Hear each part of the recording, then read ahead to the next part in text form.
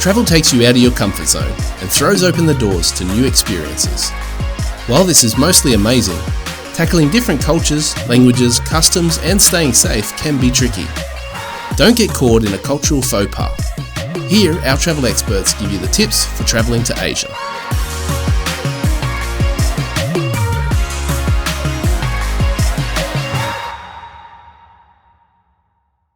My name is Nathan from Flight Centre South Bank. I'm Charlotte Evans and I'm from Flight Centre in Eagle Street. Hi, I'm Alex. I'm a product specialist. I specialise in COVID-related changes for airlines and countries' border policies. When thinking about when to go to Asia, it really depends on a few different factors. So Asia's a big place, so where do you want to go? What seasons do you want to go in? Is it monsoon season? Is it dry season? What the temperature is going to be like? Also, special events really affects when you go. So are you going for cherry blossom, which is in like April, May, or do you want to go for the fall season, so when the leaves change colour in the autumn? The best time to see different places in Asia, Japan would be from March to April if you want to see the cherry blossoms. Bali is April till October for their dry season, and Thailand's dry season is November to April.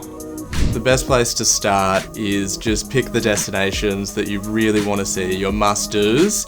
Start from there, and then you can work out how to travel between them, whether it's flying, busing, training, doing an organised tour or doing it yourself. The best way to see Asia would be via a tour, if you want to see a whole country in full, whereas if you just want to see hub cities or major cities, definitely just go by flying. One of the first things you do when you book your flight should be book your travel insurance to cover you in case you get COVID or any other unforeseen circumstances, and check your vaccinations for your destinations and whether you're up to date or need to get any boosters. The safest places I would recommend be Japan and Singapore. They're both totally advanced, even better technology than what we have, and the streets you can walk in without a problem at all.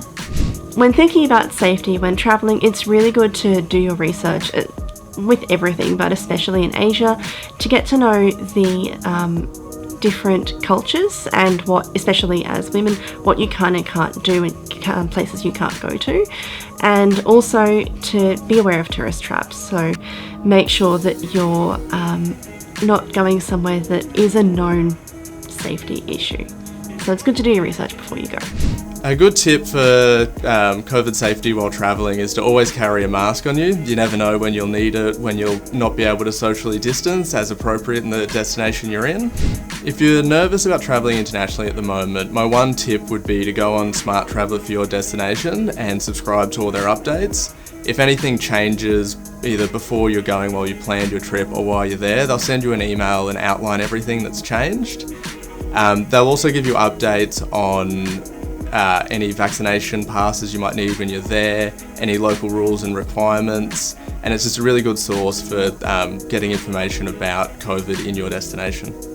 One thing that people don't think about as much as they used to is visa requirements for some countries.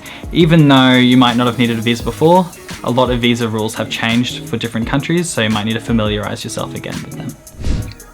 One really important thing to check when you're travelling internationally is each destination may have a different definition of what it is to be fully vaccinated, whether that's 2 doses, how long since your last dose, and whether they need a booster to be considered fully vaccinated.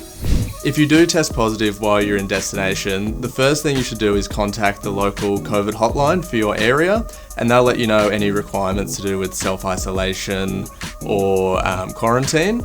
From there, you should contact your insurance and let them know and see if they have any advice for you, and then contact your travel agent to help you replan your holiday to get you home. The best airlines to travel to Asia with definitely depends on where you're going, but my top 3 favourite are Singapore Airlines, Japan Airlines and Cathay Pacific. My biggest tip for navigating the language or any language barriers would definitely be having the Google Translate app. It can do live translations for texts, or you can speak to someone from a different language and it does live translate as well.